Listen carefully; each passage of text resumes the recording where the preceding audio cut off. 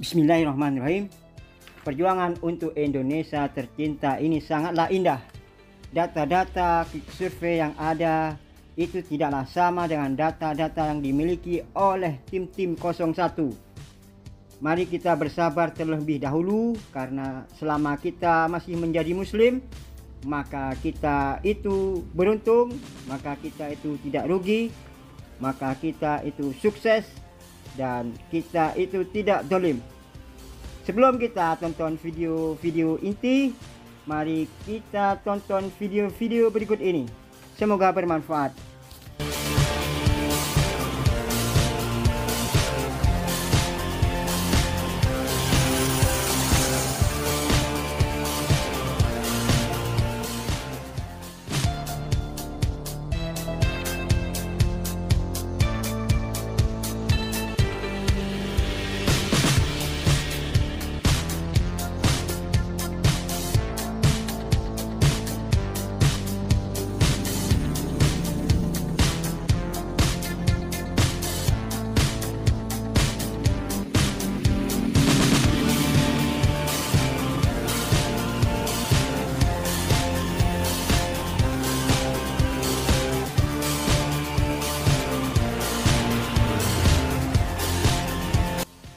Lalu skenario berikutnya untuk kedepannya, untuk memenangkan satu putaran ini dengan modus mengerahkan kepala desa beserta aparaturnya untuk memenangkan paslon tertentu melalui cara di desa-desa yang minim pengawasan, kepala desa meminta warganya untuk tidak perlu datang ke TPS.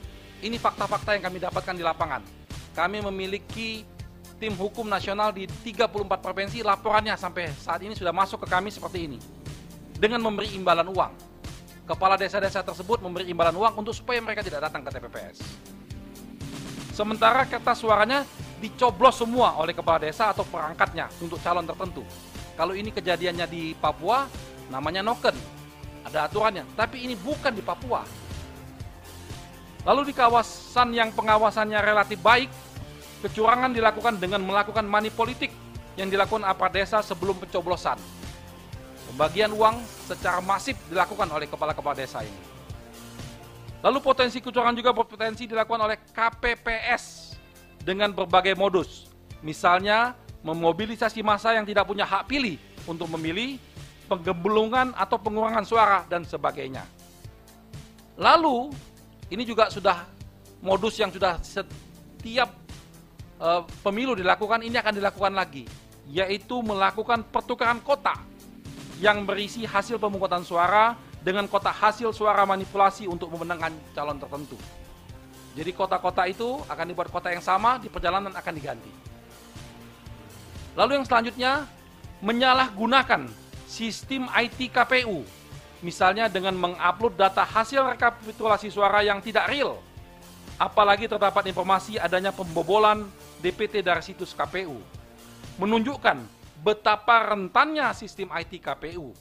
Terhadap potensi itu, tim hukum nasional Amin sudah meminta secara resmi melalui surat kepada KPU untuk dilakukan audit independen terhadap sistem IT KPU yang secara terbuka yang dihadiri oleh perwakilan semua paslon.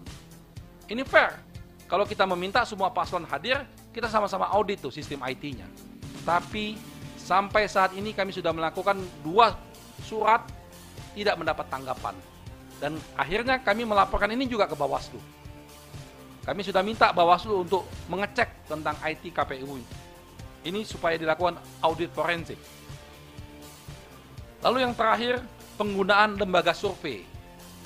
Ini mohon maaf, ini harus kami sampaikan, bahwa penggunaan lembaga survei untuk mengumumkan quick count atau exit poll yang tidak valid untuk memenangkan calon tertentu. Sementara pada saat itu proses penghitungan suara di TPS masih berlangsung. Hal ini akan mempengaruhi psikologi saksi dan masyarakat umum. Nah, itulah fakta-fakta kecurangan yang telah, sedang, dan yang akan terjadi. Untuk itu, kami menghimbau khususnya kepada pelaksana kecurangan di lapangan. Ini yang di lapangan, kalau yang otaknya nggak bisa kami himbau karena sudah tujuannya, tapi yang di lapangan. Sadarlah bahwa kalian hanya diperalat.